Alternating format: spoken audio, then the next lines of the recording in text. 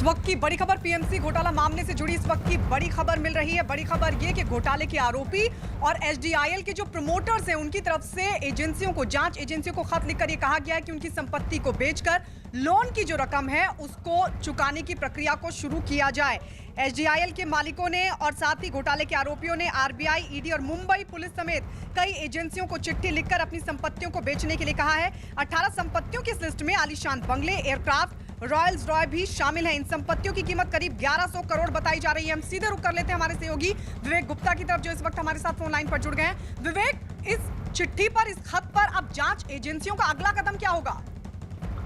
देखिए, इस पूरे मामले में मुंबई ईओडब्ल्यू ने एचडीआईएल के मालिक राकेश वाधवान और उनके बेटे संजय वाधवान को गिरफ्तार किया था और ये पूरा मामला पीएमसी से जुड़ा हुआ पीएमसी घोटाला जो लगभग 6000 करोड़ रुपए का बताया जा रहा है। अब इस पूरे मामले में जो आरोपी वाधवान है वो उन्होंने बाकायदा RBI, enforcement directorate, Mumbai police को बाकायदा चिट्ठी लिखी है और चिट्ठी में 18 प्रॉपर्टी लिखी है जिनको बोला गया कि 18 प्रॉपर्टी को वो मार्केट वैल्यू यानी कि जो आज के जो समय की कीमत है वो आराम से एजेंसी बेच सकती है, जिसमें महंगी गाड़ियां हैं, महंगे यॉट है और बड़े बड़े जहाज है, एयरक्राफ्ट भी है। तो ये जो परमिशन है वो वाधवान के एडवोकेट ने मुंबई पुलिस और ईडी को दे दिया है और बाकायदा उसकी लिस्ट जारी की है कि इसे बेचकर जो लगभग 1000 करोड़ या 1100 करोड़ रुपए इकट्ठे होते हैं उससे पैसा जो वो पीएमसी बैंक का जो लोन है, जो उनके ऊपर आरोप लग रहा है कि 4500 करोड़ उन्होंने लोन लिया था, उस लोन में वो बेचकर पैसा वसूल कर सकते हैं। तो अब इस पूरे मामले में ईडी और जो बाकी एजेंसी वो पूरी कोशिश कर रही है कि इसको लीगल वे में इसको कोर्ट के पास जाए और कोर्ट की परमिशन लेके जो संपत्ति उसे बेचने की प्रक्रिया शुरू करे, क्योंकि बताया जा रहा है कि अगर ये प्रॉपर्टी इस समय ईडी ने अटैच की हुई है और कुछ प्रॉपर्टी मुंबई के पुलिस ईओडब्ल्यू विंग जो है उन्होंने भी अटैच की है, तो यही वाधवान परिवार अपने आप को बचाने की कोशिश कर रहा है कि कम से कम वो खुद आगे बढ़कर अब एजेंसियों से कह रहा है कि इनके पास जो प्रॉपर्टीज है बिल्कुल अब देखना होगा अब इसमें आगे क्या होता है। शुक्रिया विवेक इस तमाम जानकारी के लिए। तो ईडी जांच कर रही है, इसके अलावा आरबीआई और मुंबई पुलिस को भी खत लिखकर कहा गया है कि हमारी संपत्ति को बेचकर लोन की रकम को चुकाया जाए। 16 लाख, करीब 16 लाख खाता धारक पीएमसी घोटाला मामले के बाद से प्रभावित हैं। उधर खुफिया जानकारी के मुताबिक पाकिस्तान अयोध्या मामले पर फैसले के मद्देनजर मौके का फायदा उठाकर कोई बड़ा हमला कराने की साजिश रच रहा है। न्यूज 18 इंडिया को मिली एक्सक्लूसिव जानकारी के मुताबिक पाकिस्तानी आतंकी उत्तर प्रदेश और दिल्ली में फिदायीन हमले की साजिश रच रहे हैं। इस बारे में खुफिया सूत्रों ने अलर्ट भी जारी कर दिया है कि आतंकी नेपाल और बांग्लादेश के रास्ते से घुसपैठ की तैयारी में है। खबर है कि आतंकियों के निशाने पर पुलिस और सुरक्षा बल के ट्रेनिंग सेंटर भी हैं। खबर ये भी है कि ओवरग्राउंड वर्कर का पूरा नेटवर्क इस काम के लिए एक्टिव किया गया है। संदीप बोल हमारे साथ हमारे सहयोगी इस वक्त जुड़ चुके हैं। संदीप, किस तरह की साजिश रच रहे हैं ये आतंकी?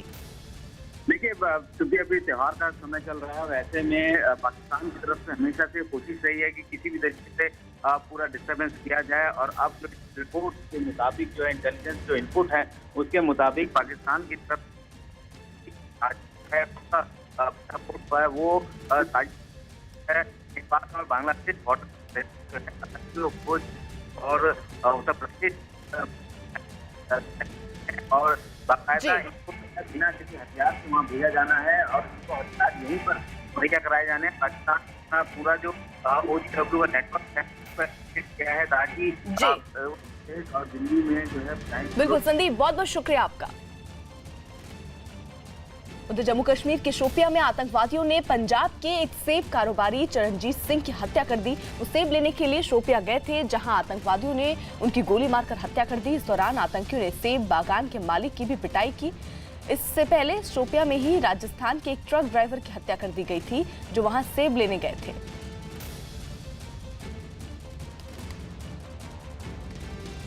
Pakistan army chief general Qamar Javed Bajwa ने एलओसी पर पाकिस्तानी सैनिकों से मुलाकात की और वहां के हालात का जायजा लिया।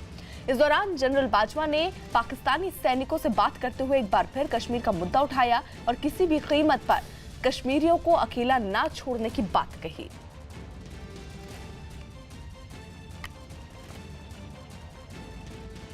उधर प्रधानमंत्री नरेंद्र मोदी की महाराष्ट्र में आज भी 3 रैलियां होनी हैं। पीएम मोदी की पहली रैली बीड के परली में दोपहर 12 बजे, जबकि दूसरी रैली 3:30 बजे सतारा में होगी, जबकि आज की अंतिम रैली 4:40 पर पुणे में होगी।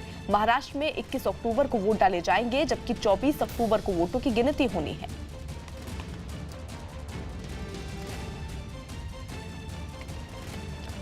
वहीं दिल्ली पुलिस की स्पेशल सेल ने द्वारिका इलाके में एनकाउंटर में एक बदमाश को पकड़ा है। प्रिंस तेवतिया नाम का ये बदमाश नंदू गैंग का सदस्य बताया जा रहा है। पुलिस ने सूचना के आधार पर द्वारिका में प्रिंस तेवतिया को पकड़ने के लिए जाल बिछाया। इस दौरान हुई गोलीबारी में बदमाश तेवतिया को गोली लगी, जिसे अस्पताल में भर्ती करवाया गया है। बदमाश तेवतिया पर लूटपाट, फिरौती और हत्या के कई मामले दर्ज हैं।